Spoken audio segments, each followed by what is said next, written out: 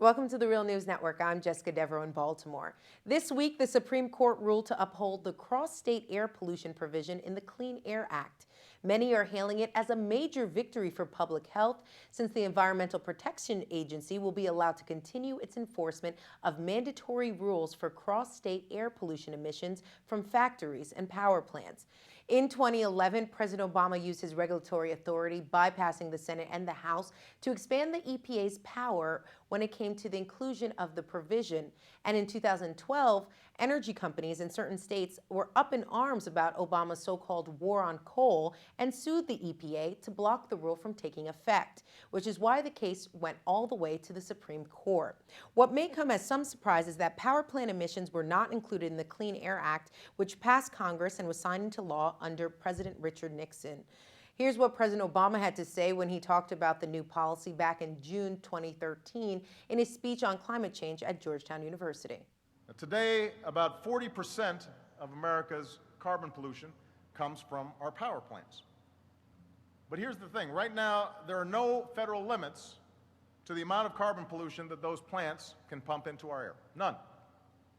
Zero. We limit the amount of toxic chemicals like mercury and sulfur and arsenic in our air or our water, but power plants can still dump unlimited amounts of carbon pollution into the air for free. That's not right, that's not safe, and it needs to stop. Here to discuss whether Americans really can breathe a bit easier after the Supreme Court decision is our guest, Mark Reynolds. Mark is the Executive Director for Citizens Climate Lobby. Thanks for joining us, Mark. Thank you, Jessica. So, Mark, I want to get your take on this because many are hailing this as a great victory for environmentalists and those concerned with public health. What's your take? Well, my answer would be yes, and I think there's some important background here. President Obama went to Congress on multiple occasions and said, bring me a market-based solution, or my only option then is to use EPA authority. Congress did not act, and anybody who had any obligation to try and do something about keeping the air and water clean has to applaud what Mr. Obama did, what the president did. So then you have a challenge to it. And, if that challenge succeeds and EPA authority does not hold up, then Congress, while it didn't act this time, would have no motivation to act. So yes, it's good that EPA authority was upheld, but more important, what it says to Republicans in Congress, if you actually don't believe in regulation, if you believe in a market-based solution, then offer one as an alternative to EPA authority. So it's very good news. And speak of that market-based solution, what are you talking about specifically? Amongst scientists that study climate change, there's between a 98 and 99% level of agreement that burning fossil fuels is creating climate change. Most people are aware of that. What most people are unaware, that amongst economists, they believe that the most effective market-based solution is a carbon tax. It's straightforward fee on carbon, doesn't require additional government bureaucracy, does not require new levels of government. You simply make fossil fuels begin to pay their cost to society. So right now, when people drive their car or they heat or cool their home, they're paying an artificially low price because there's huge cost to society. People die because of burning fossil fuels. People go to the hospital. A huge percentage of our military budget protects oil interests. And then how much of the super storms do you want to include in the cost of carbon-based fuels? Because scientists started saying in the 1980s that we would see a greater frequency and severity of weather-related events.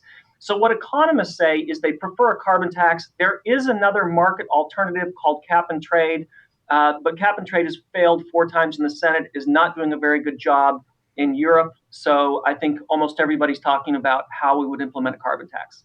All right. And Mark, the American Lung Association, which was one of the co-defendants in the Supreme Court case, just issued their yearly report that says that almost 50% of Americans live with unhealthy levels of air pollution.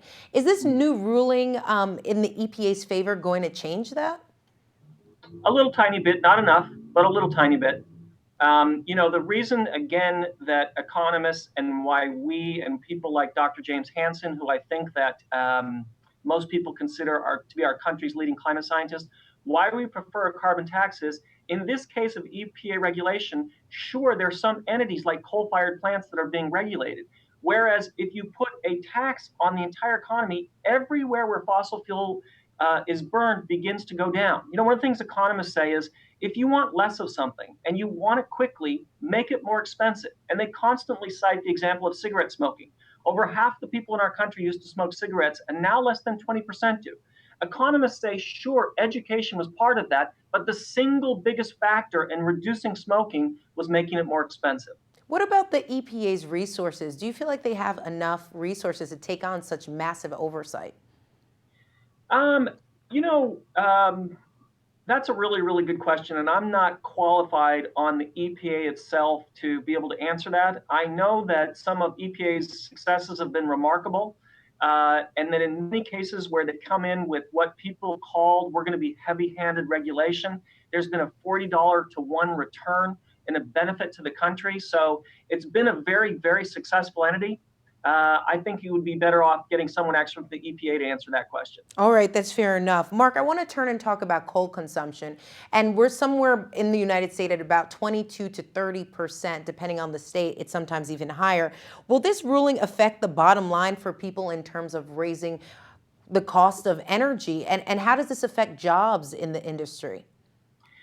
You know, there's been a lot of complaint from the coal industry that they're losing jobs because of regulation. But the fact of the matter is, the coal plants that have closed recently have closed because natural gas is simply beating them as a competitive, you know, they just can't compete with natural gas anymore.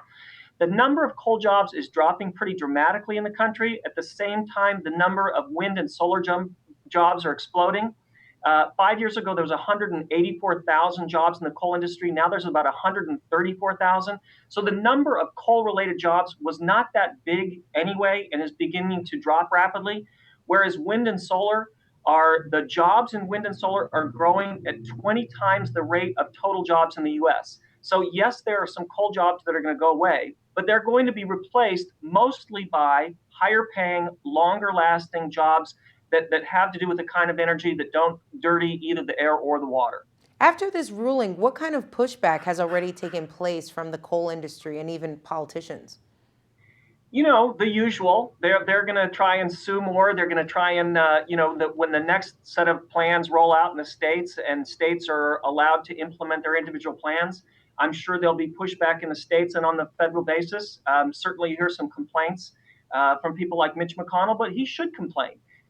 Kentucky gets 100% of its electricity from coal, and I think anybody trying to protect their own state's interests would object the way that he has. All right, Mark Reynolds, thank you so much for joining us. Thank you so much. Appreciate it. And thank you for joining us on the Real News Network.